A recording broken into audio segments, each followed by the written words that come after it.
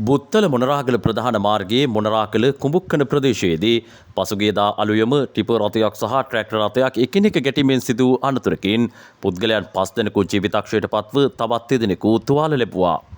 බුත්තල ප්‍රදේශයේ පදිංචි මෙම පිරිස කැබිලිත්ත වන්දනාවේ ගමන් කරමින් සිටින අතරතුර අවාසනාවන්ත ලෙස මෙම අනතුරට මුහුණ දුන් අතර අනතුරට ප්‍රථම ඔවුන් බුත්තල ප්‍රදේශයේ ඉන්ධන පෙරවුම් හලකින් ඉන්ධන ලබා ගන්නට පැමිණෙන ආකාරය එම ඉන්ධන හලෙහි සවිකර තිබූ ආරක්ෂිත කැමරාවක මෙලෙස සටහන්ව තිබුණා.